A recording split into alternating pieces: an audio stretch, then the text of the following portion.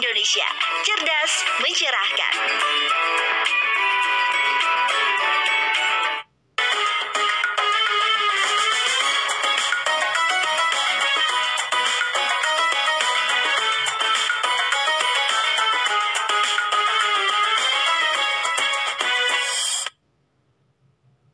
Sahabat TV-mu yang dirahmati Allah, kita lanjutkan kajian kita tentang sirah nabawiyah, sejarah perjalanan kehidupan Rasulullah Sallallahu Alaihi Wasallam. Pada episode kali ini kita diskusikan mengenai Amul Huzni, yaitu tahun berdukanya Rasulullah Sallallahu Alaihi Wasallam. Pertama adalah kehilangan pamannya. Ketika pamannya mau meninggal dunia, mau wafat, ketika ajal ingin berpisah, ketika itu ingin berpisah dengan jasadnya, rohnya. Ketika itulah Rasulullah SAW datang kepada pamannya, wahai pamanku yang kucintai, engkau adalah orang yang paling pertama yang membela di saat orang lain mengucilkan, menjelekkan, merendahkan, dan bahkan ingin membunuhku. Namun bagaimana, kenapa engkau tidak mau mengucapkan kalimat syahadat, kalimat tauhid, yaitu la ilaha illallah, sampai akhir hayatnya, sampai pamannya Abu Talib meninggal dunia, dia tidak bisa dan tidak mau mengucapkan kalimat tauhid. Abu Jahal dan Abdullah bin Umayyah menyela, wahai Abu Talib, apakah engkau tidak menyukai agama Abdul Muttalib? Keduanya tak pernah berhenti mengucapkan kata-kata ini hingga pernyataan terakhir yang diucapkan, Abu Talib tetap berada dalam agama Abdul Muttalib. Sahabat TV-mu yang dirahmati Allah Subhanahu wa taala, kecintaan Rasulullah SAW kepada pamannya Abu Talib kandas ketika dia tidak mau mengucapkan atau merasa enggan mengucapkan kalimat tauhid, dan juga mungkin merasa malu. Kenapa? Karena ada dua sahabat atau dua kaum karibnya, yaitu Abu Jahal di sampingnya dan juga ada yang lain. Sahabat TV-mu yang dirahmati Allah Subhanahu wa taala, jika kita perhatikan, ya, ketika Rasulullah SAW bersabda, aku benar-benar akan memohon ampunan bagimu, wahai pamanku yang kucintai, selagi aku tidak dilarang melakukannya. Meskipun demikian, pamannya Abu Talib tidak mau mengucapkan kalimat tauhid, mengakui tentang risalah kenabian Rasulullah, dan juga beriman kepada Allah Subhanahu wa taala. Lalu turunlah ayat dari Allah Subhanahu wa taala. A'udzu billahi minasyaitonir rajim.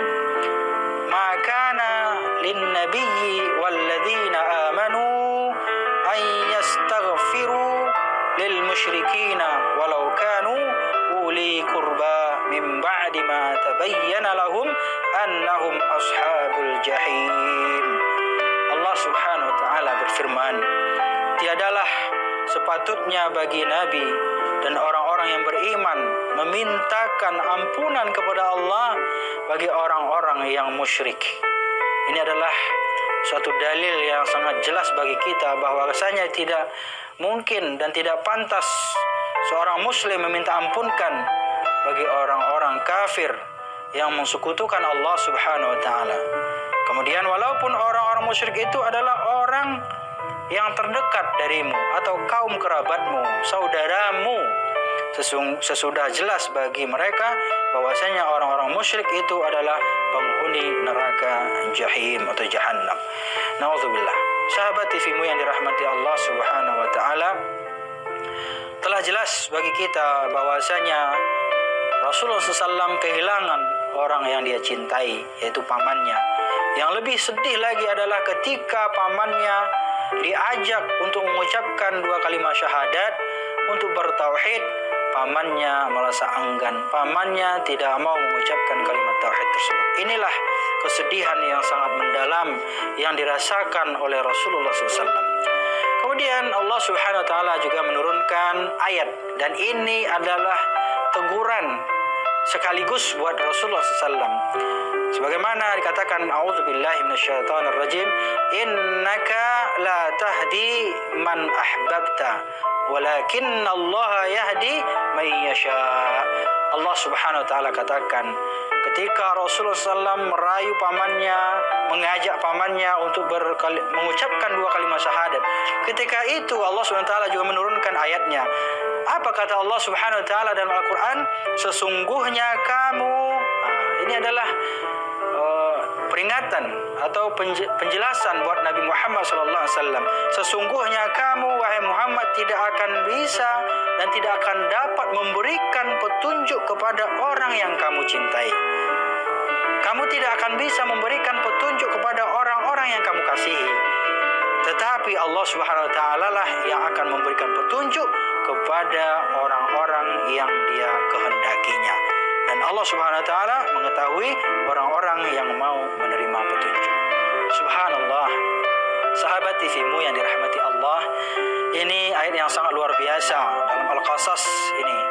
Ayat 56 jelaskan bahwa Rasulullah SAW sendiri tidak bisa memberikan petunjuk kepada orang-orang yang Dia kehendaki. Namun siapa yang memberi petunjuk? Yaitu Allah Subhanahu wa taala. Meskipun kaum kerabat kita, orang yang kita sayangi, orang yang kita cintai, tidak akan bisa berubah jika Allah Subhanahu wa taala tidak mengizinkannya. Sahabat TV-mu yang dirahmati Allah, dimanapun Anda berada, tidak bisa dibayangkan apa saja perlindungan yang diberikan Abu Thalib terhadap Rasulullah. Dia benar-benar menjadi benteng yang kuat untuk menjaga Rasulullah SAW di dalam dakwahnya. Abu Thalib adalah orang yang paling pertama yang menjadi benteng pertahanan dakwah Rasulullah SAW, meskipun berbeda keyakinan dengan Nabi. Dan dia adalah orang yang menjaga dakwah Islam dari serangan orang-orang yang sombong dan angkuh. Namun sayang, dia tetap berada. Namun sayang, seribu sayang, Abu Thalib yang dia cintai, yang Nabi cintai, tetap istiqomah dan berada pada agama leluhurnya, sehingga sama sekali tidak mendapatkan keberuntungan nanti di akhirat. Nauzubillah. Sahabat TV-mu yang dirahmati Allah Subhanahu wa taala, di dalam As-Sahih disebutkan Al-Abbas bin Abdul Muttalib, dia berkata kepada Nabi Muhammad SAW, engkau sangat membutuhkan paman engkau karena dia telah melindungi engkau, sekalipun dia membuat engkau marah. Ketika Rasulullah SAW mengajak pamannya dan kemudian pamannya tidak mau masuk ke dalam Islam, mengikuti ajaran tauhid, kemudian Rasulullah SAW tetap merasa bangga dengan pamannya, karena dengan berkat perjuangan dan dukungan dari pamannya lah dia sehingga menjadi pendakwah yang kuat, yang istiqamah meskipun banyak cobaan dan rintangan yang dihadapi. Sahabat TV-mu yang dirahmati Allah Subhanahu wa taala, demikian pada segmen ini, kita akan lanjutkan setelah jeda pariwara berikut ini.